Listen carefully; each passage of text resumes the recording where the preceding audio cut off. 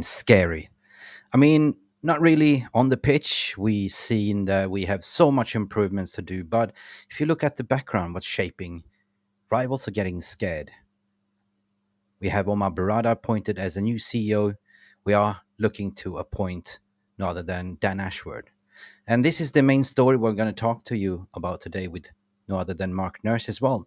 So, good afternoon to you, everyone that's tuning in to MUFC Realist TV. This is Mick, and later in, Mark will come in as well. But we're going to talk about a little bit about the yesterday's performance and the reaction from some fans. But predominantly, we're going to talk about what does it mean with this garden leave, and we have a few interesting stories to tell you. Buckle up, like and subscribe. We'll be back in 10 seconds.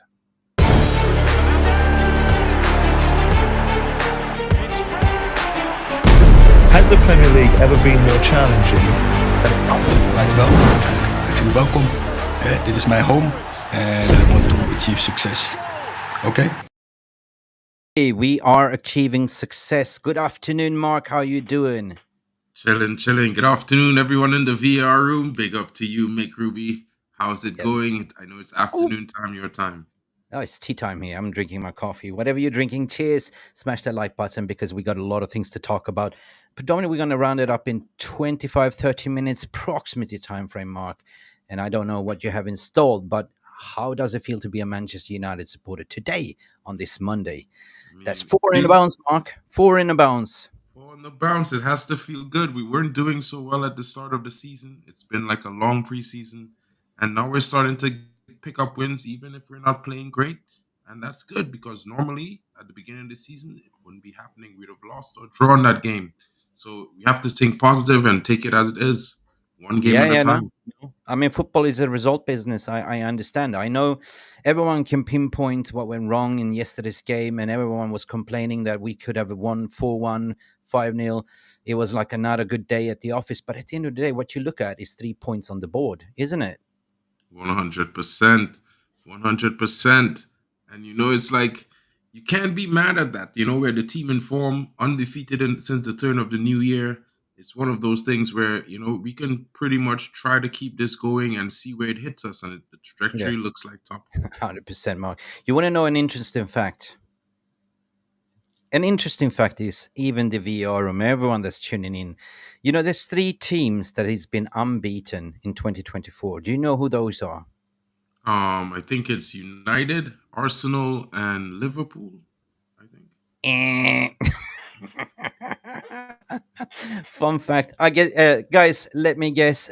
Please, in the VR room, put your 3 questions in. Who are the 3 teams unbeaten? Hint, I did a little bit short update this morning with the video short. I will tell you the way it is. And then you eye test merchant can complain as much as you want. But if the season would have started now in January, we would have been on top, basically. We've been on second place. And that tells you that our season is starting to kick on right here, right now. We are on a run at the moment. Okay, the football isn't that great to watch, but we have our reasons. We have, there is a root cause analysis why, all these injuries, everything that's been going on off the pitch as well. We're going to talk about off the pitch, but I'm going to give you my answer to this, Mark. United have won 4 and draw 1. Right? Guess how many City has? I think they won 5. 4 and 1 draw. Arsenal? 4 and 1 draw. 5 wins. 5 wins. No, that's 5 wins. Arsenal is currently won all the 5 games this season. Equal second place is United and City. So take that. That's a fact, isn't it? That is a fact. 100%. You know what I mean?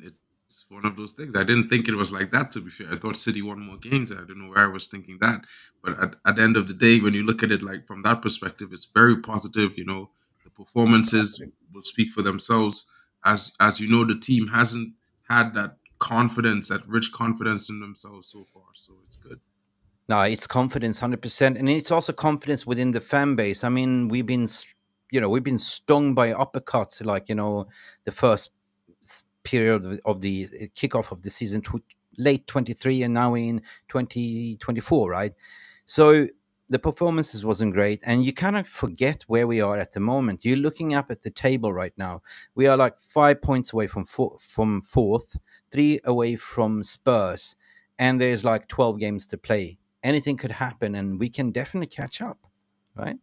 100%. I think so. So we are kind of the smiling assassins coming from behind at the moment. There's a famous term, coming from behind in football, but this is what we do at the moment. I feel much more positive. Did my blood pressure go off the roof in the second half? Yes, it did. Like many other fans, 100%. Did I think they're gonna level up with 2-2? There was a moment when Harry Maguire misplaced the pass. It could have been a level up there, but in comes Rafael Varane and swoops in and saves. So I think the second half yesterday was more of a controlled, because one thing that we're missing is having control of the ball. Right? There's no, we are too hot-headed, hot potato. We don't seem to have control of the ball in the midfield, and that is a massive problem. Massive, massive problem. But at the same time, we've seen how the game was kind of taken away from our players, not really by Luton, but by the referee. I mean, Oh yeah, their yellow card was huge. that Amy was also received a yellow card, which was like, for my instance, I was like, how was that even possible? So it's one of those things where it feels to me like it's not down to our own design, really, that we lost control of the midfield and lost control of the game. I feel like if we hadn't received those unfortunate cards, I think the team would have had a strong performance. They lost the bite in midfield. You can see it. yeah, 100%, 100%. And it was like, from after we considered, we were like a little bit clueless, and then it came to the Casemiro's yellow. I mean, there was two. Even Harry Maguire was on a yellow as well, and I forgot about that as well. So we had to be cautious, and you could see that we couldn't like go in hard on the tackle, so we just have to let him go. You know what I mean? So that, according to my opinion, was the substitutions in the first half. Casemiro out, not to concede a red card. Same with Harry Maguire at the end of the day. But I would say that easily, like in the second half, we came back and started to play our game, our football. Take it easy, composed. Johnny Evans, what a player! What a player! Maturity, right? 100%. I kind of had him in my starting squad, and I was like, look, this guy needs to play. It's one of those situations where you need an experienced head, someone who can play the rugged game and still, have the guile and reflexes and game Yeah, reading ability to I control. think like in even the Bruno role yesterday, I gave him a low scoring, but when I look back, he had more of a defensive role. Even Papi said that, his role was more to be defensive. Even Scott McTominay's substitution was, for me, to provide more physicality in the midfield, to be more disciplinarian. And yeah, we might have blocked parked the bus, but it's okay. You have to come away with 3 points at the end of the day, and playing at that ground with 11,000 spectators, it's like, wow. You can hear a needle drop on the pitch. Like, you can hear everyone saying, Rashford, you're wankers, and stuff like that. So they were, as what Jarvis was saying yesterday, they shit the pants coming into this stadium. It's like going back and playing like Division 4 all of a sudden in one of those pitches, right? Yeah, it's intense, like I was mentioning to Jarvis, I'm from the Caribbean and Trinidad and Tobago. Our Oh yeah, yeah. stadium's about as big, maybe just twice bigger. The maximum capacity is around Mm. 25K. So it's one of those things, you're really close to the pitch. You could almost reach out and touch the players because you're sitting right there. And everything transcends to the pitch. You can hear the closest fan, the furthest fan. And when you're away to a stadium like that, it's different. Normally people would think the huge stadiums with the big crowds are so much more intense, but you have to understand, when you go to a huge stadium, they are so far away from the pitch compared to Yeah, when you're in a small stadium. 100%, 100%.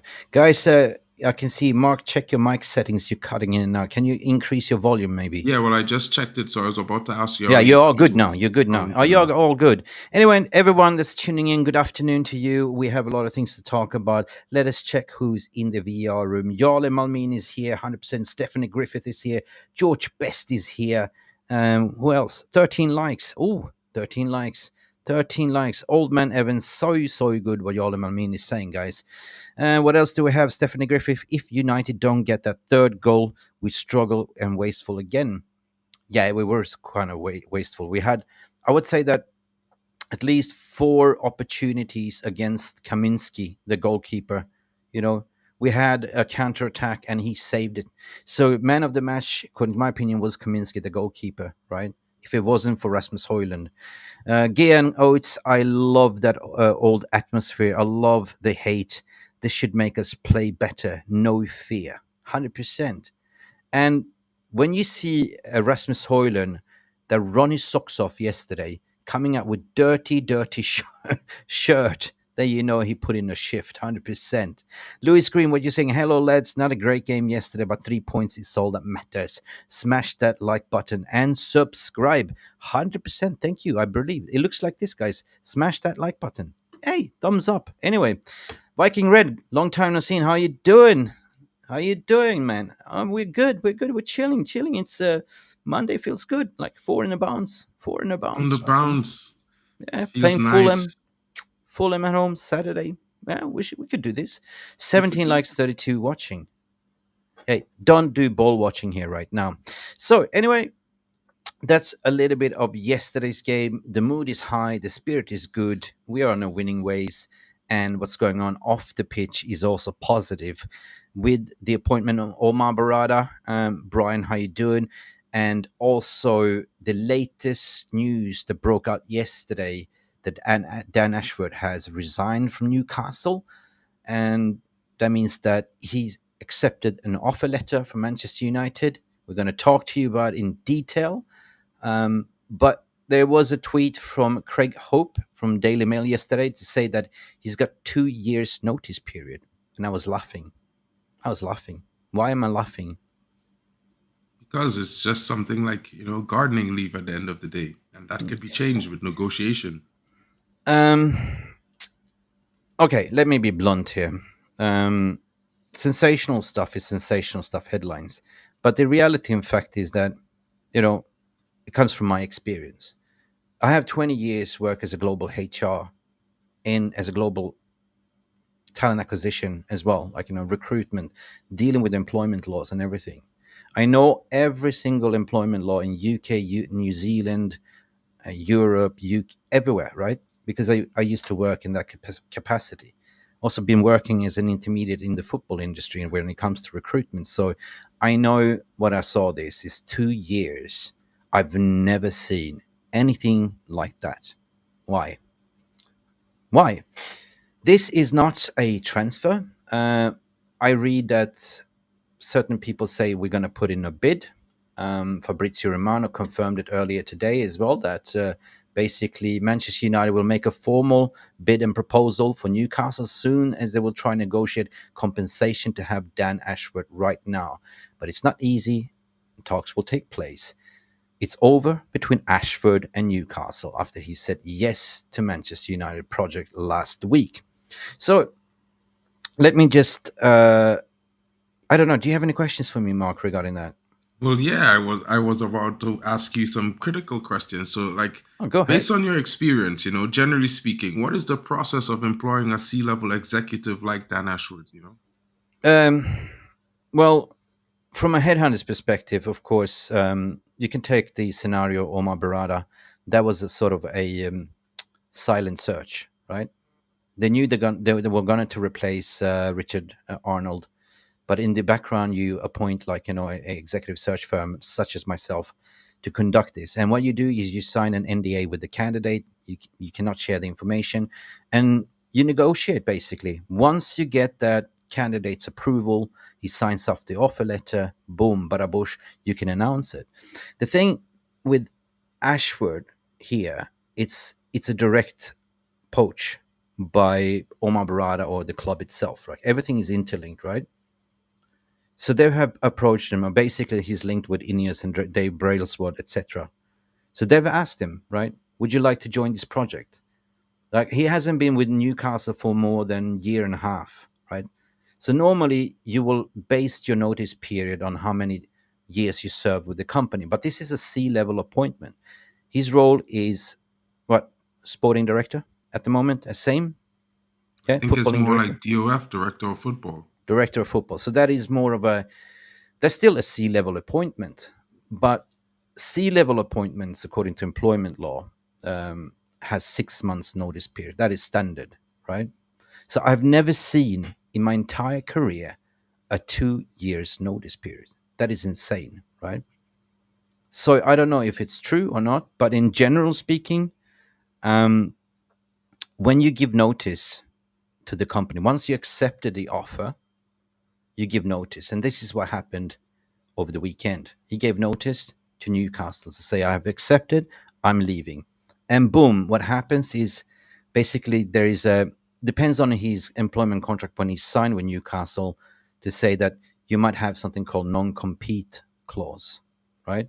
That you Mm-hmm. cannot go to a competitor. But what happens is that during this 6 months period, you're exempt to come to the office, but you get stripped away all the company assets, all the emails. Basically, it's for security to protect Newcastle's information, all your black books of contacts and everything, right? This is just for them to protect themselves. But if you flip it around, you can negotiate to shorten your notice period, right? Mm-hmm. You can, definitely. It's between you and the club, like this case, Dan Ashworth and Newcastle. Mm-hmm. But when they say garden leave, that means that, hey, you do nothing. You will service your notice period, but you don't have to come into the office. We will still compensate you your full salary. Perhaps you will lose out on your bonus, but there's nothing to say that you're not allowed to seek other employments during this period of time, as long as it's not with a competitive business, right? So basically, this gardening leave, Mick, you're talking about it. Is there like a average time span or a timeline for that kind of appointment situation, or does it vary Mm, based on the no, no. necessity? The garden leave is equally to your notice period. Exactly. Like, what is garden leave? Well, basically, a garden leave is, it refers to a period of the time during which an employment stays away from the workplace. Like, you come to an agreement, you have 6 months notice period, you give 6 months, or the company decides to terminate your employment. So they put you on garden leave. Hey, we don't want you to come in the office. It's like Jaden Sancho. We terminated him. You don't come into the dressing room because you're a bad apple, right? Mm-hmm. Similar. Like, I tried to put it in a layman's term. Well, Dan Ashworth in this case remains on the payroll until he's comes to the end of that termination period, right? So what media is now saying that he's got what 2 years. I've never seen this before. Omar Barada, which was chief operating officer at Citigroup, 6 months, was also put on a garden leave. So maybe this is. I mean, I've seen cases as well when you do targeted search that you actually get somebody to do a sign-on bonus, basically because I'm losing out my bonus if I'm joining your organization right now. Okay, we will compensate you. We will pay you that bonus. That's called a sign-on bonus, right, Mm-hmm. Mark? But in this case, Newcastle might have been assholes to say, you're not going anywhere until we find a replacement. So Manchester United might have gone in to say, well, Newcastle, hang on a second, we need him before the summer because our planning starts, right? We cannot wait another year. And this is a little bit what Newcastle has been going like, well, okay, pay us X amount of money and he's yours. But I've never seen this happening before in between two employees like in that. Never. And some people is saying he's not worth the stress. Some people say that you well, hang on, you have Michael Edwards is for free, X, Y, Z, but it's not. It's not that, Mark. It's not all about that. It's the overall value what Dan brings to Manchester United. This is the overall package. And as I was going to ask you, like, so what sort of character is Dan Ashworth? What could we expect? What Well, does he really bring to United? if you really look at it from that perspective, some people are just only seeing the recruitment. It's not all about recruitment. His job is to make sure that the vision and the strategy is followed through all these departments. So he's pretty much the spider in the web reporting into Omar Barada. That means that the academy is aligned with the vision, the football department is aligned with the vision, uh, the women's academy, everything, right? So for him, it's just setting the strategy and making sure that everything is, you know, aligned, communicated, and functioning. That is his job, right? Yeah, but So like, I mean, I was more meaning like, what sort of character is he, or like what you've heard about Dan Ashworth, what kind of. I only heard positive things. I don't know him personally, never met him personally, but what I heard from the grapevine is he's a character that understands football. He is a character that understands rebuilds. He's done it like 2 times, and that is what you're looking at for Manchester United because he's done it with Brighton, right? He built Brighton to the way on the CEO's vision there. He then went to Newcastle under when Newcastle was sold and bought up by PIF Saudis. So he's been part of that rebuild. So he's a kind of a rebuild expert, you might say so. That's what United is looking at. You look at somebody that is like has experience of building from the scratch or rebuilding, rather than get that ready-made package that don't have that experience that worked for like let's say Juventus for 5 years that's already established and rebuilt. So that is what you can expect. And what you can expect is, the CEO is the Omar Barada is the one that sets the strategy. They will be part of a leadership board, right? That together sets the strategy, the vision, and then you have layers, tiers. Like he's their role is to make it happen, right? To make it happen, and then underneath you will have people will learn and develop, right? And then you will just execute all the way down to the dressing room. So it's the whole, how do I say, strategical vision going down all the way in a funnel.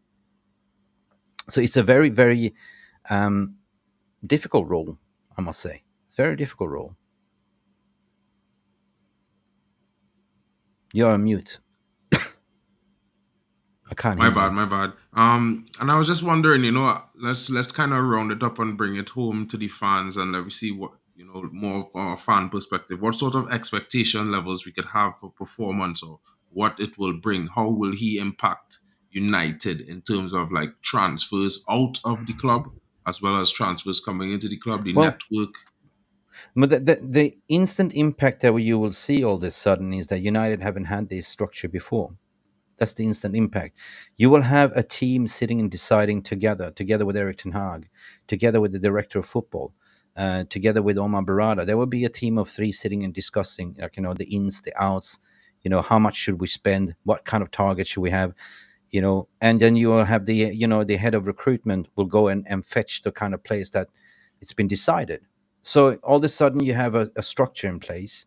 You have a clear vision and sporting vision. You have a plan where you want to be within 3 5 years. Always have a 3 year plan, and that is what you can expect, right?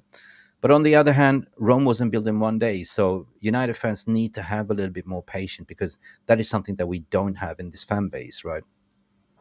See, Stephanie Griffith is coming in with a question, so I'll ask it. What is the anticipated yearly salary of for Ashworth, or what could he Well, possibly? Well, it was reported earlier, like that he wanted 10 million in yearly salary, right? What they're saying now that the 20 million euros is the overall compensation package. What does that mean?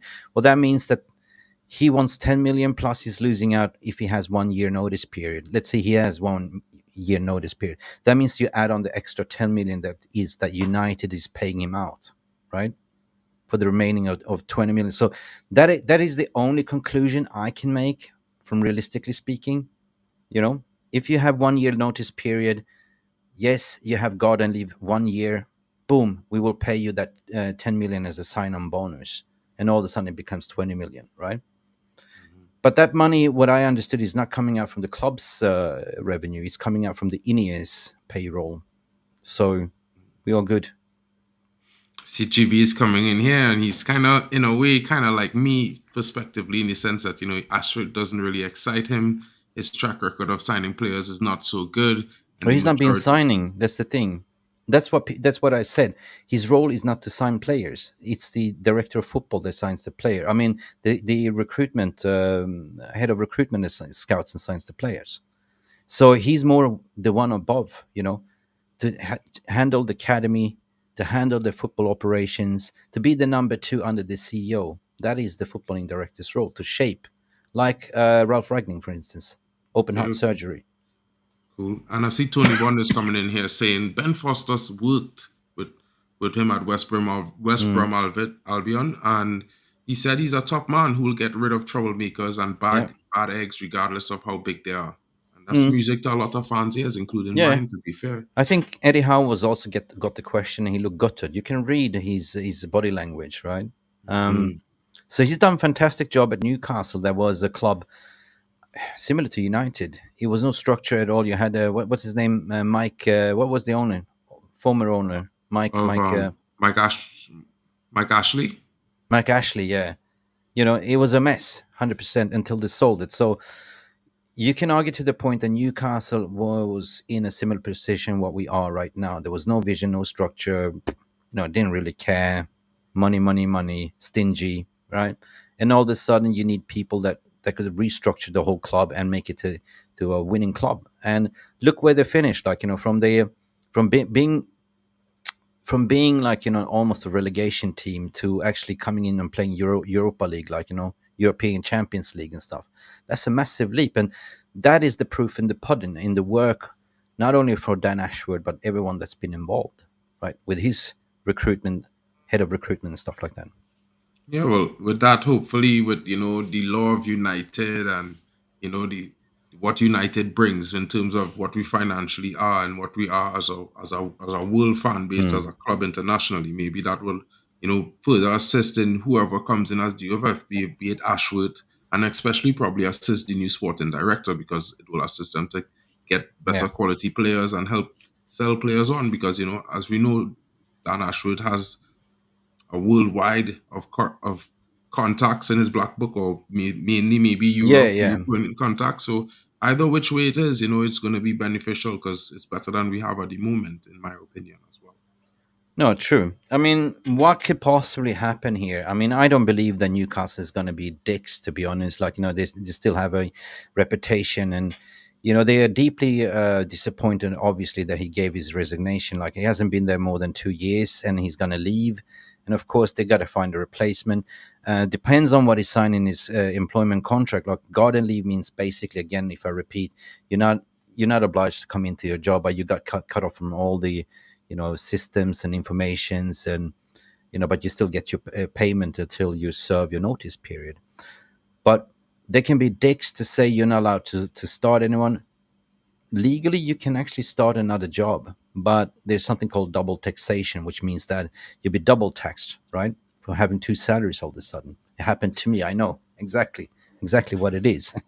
It's not funny. Cool, It will cool. hit you in the afternoon. But the thing is, worst scenario is that you can go to the labor's, what do you call it, court of labor, something like, to have an arbitration, to have a complaint.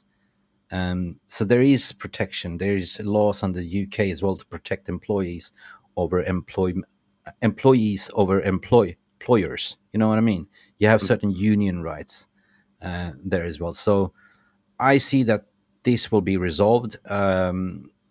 Will United pay out? Well, it's up to United how bad they want it. Is there a better person out there? It's not up for me to say. It's basically the new board that's decided, and they must have decided for a certain specific reason. So, as what Bilal Yogi always says, the proof will be in the pudding until it's eaten. 100%, and if the guys in the comments, y'all VR rumors, you all are the biggest part of our show. Big up to all of you watching. Don't forget to smash the likes and subscribe. And if you guys have any questions, on any questions that you think I might not have asked Mick about what his experience, and what could possibly be positive or negative about the Dan Ashworth appointment, guys, please get them in the comments so I can bring them up to the screen and have Mick answer them. Otherwise, guys, there was a keen comment that's not too much on this issue, but more going back to yesterday's game, a stat brought up by Stephanie Mm, Griffith, and I would just like to bring it back up so people can see it. And it reads 3 PL doubles for United now, Wolves, Villa, Luton, and now let's go get another one against Fulham. Fulham. Yeah. Guys, what are your thoughts? Let us know. My thoughts is following. Keep the pressure on. My personally say, you won four in a bounce. Keep going. Just keep going. Don't look back. Just keep going. Fulham is not a joke. What I heard, Polinia has a red card, but that's not an excuse. You should show the United faithful at home that you play it like you mean it still, right? That's it. Finish strong this season, grab a top four, and we all will be, how did this happen, right? Really, we look at the table right now, we sit in sixth, and we wonder, how did this happen? We played so shit. But it's all points on the table that matters.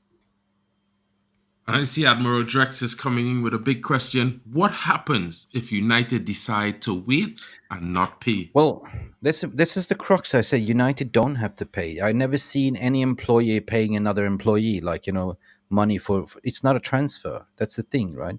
Legally, it's not common, to be honest, right? This could be resolved by communication, 100%, because at the end of the day, you don't want to keep an employee not motivated or not even doing his job. Like, what's the point, right? What's the point? They have to find a replacement. It's going to take them probably 3 to 6 months to do so, right? But technically speaking, United don't have to pay. Is what I said. If he has 6 months notice period, let's just give you an example. His garden leave is 6 months. His termination period is, notice period is 6 months.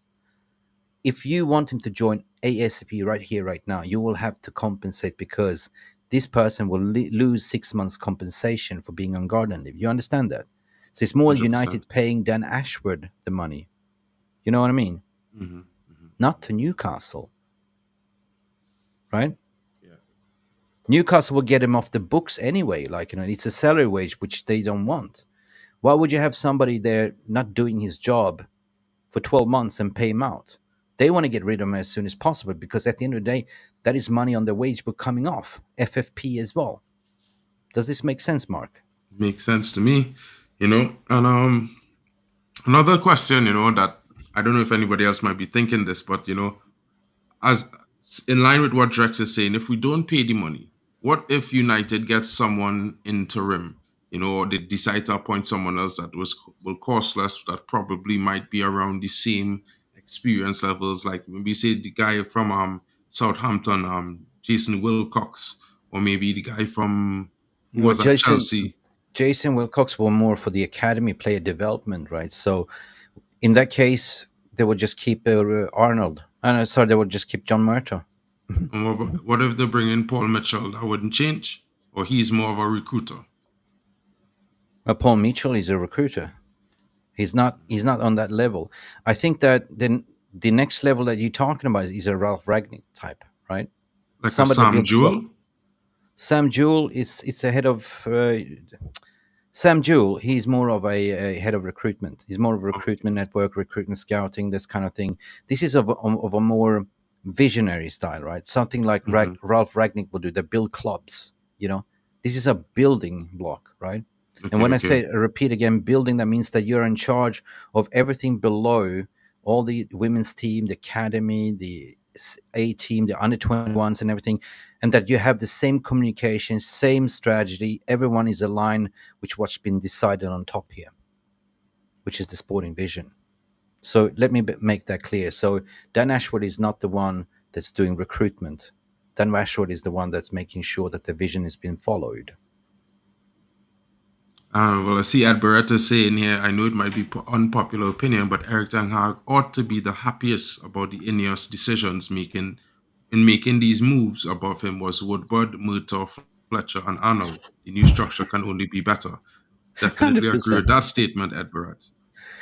Ed, 100%. You can imagine the transfer talks that's been happening before. You see Ten Hag sitting there, John Murtaugh and Darren Fletcher and Joel Glazer. Just to and then put yourself in a vision with with more professional people like Dan Ashworth, Michael Edwards, and all of them. Omar Barada. Oh my God, that is a different level. Like, that is just to reach the final level of Tetris. You know what I mean? Mm-hmm. Hmm.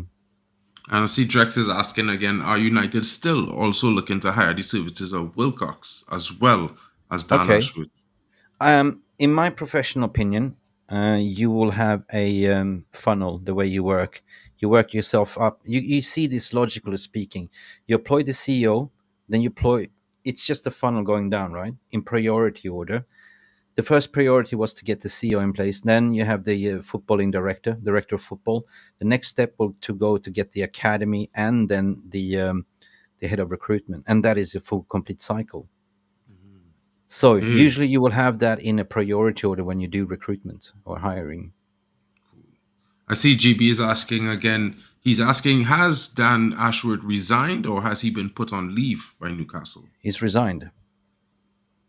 How So does that? basically, no, but it is like a normal employment recruitment. If you ever been approached by another company, you negotiate, you talk. What is your availability? What is your salary expectation?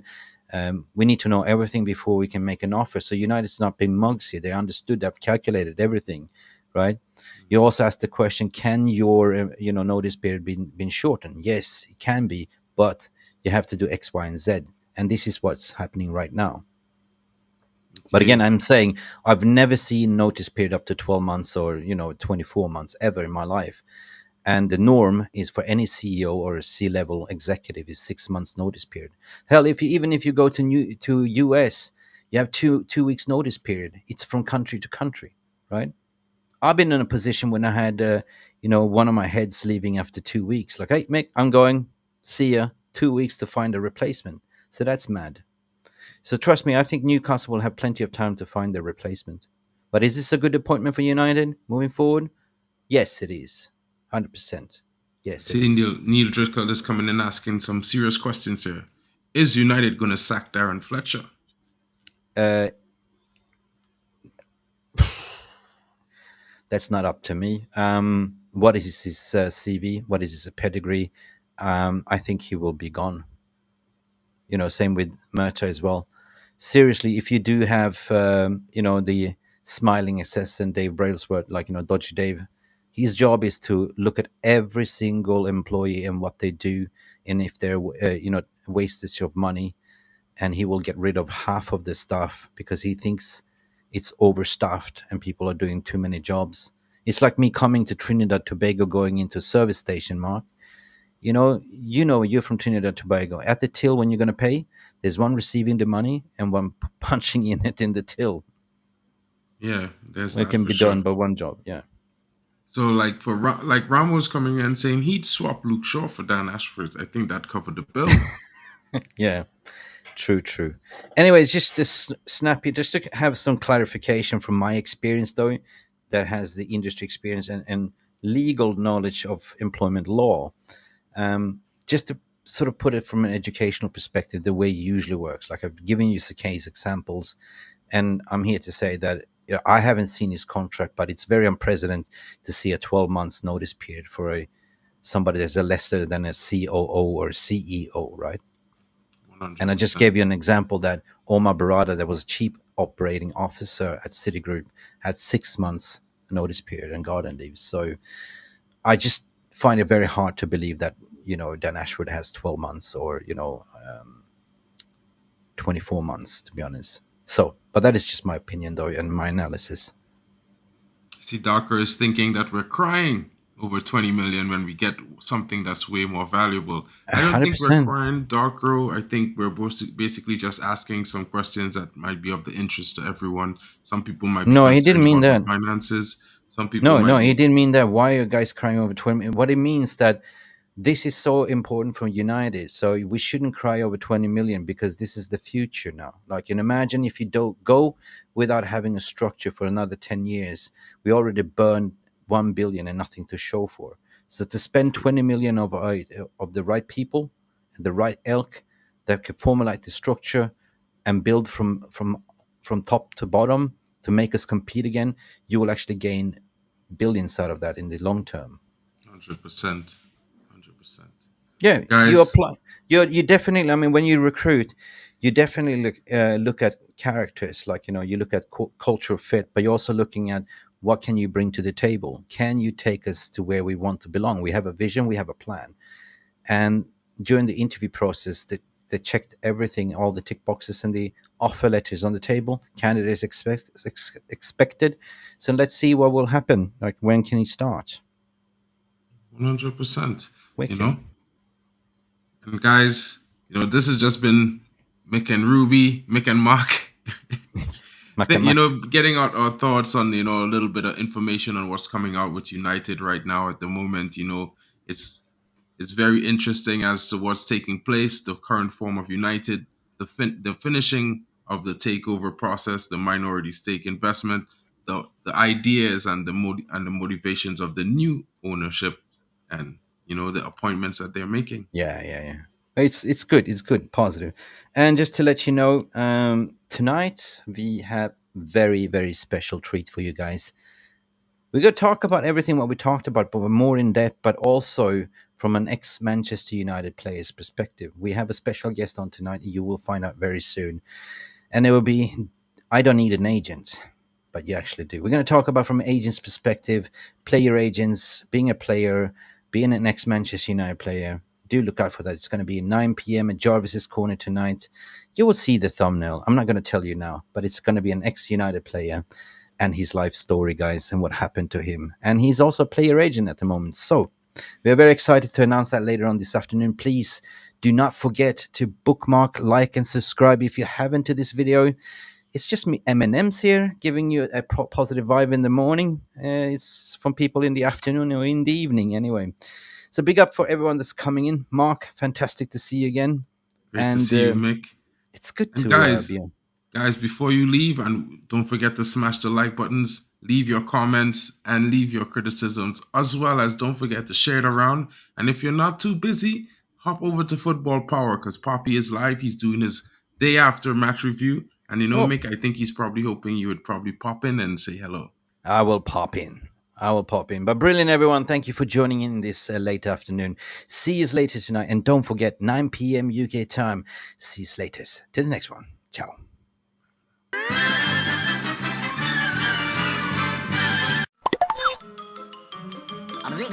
That's all, folks. Thank you so much for stopping by and watching MUFC Realist TV. Don't forget to like and subscribe and follow us on the socials.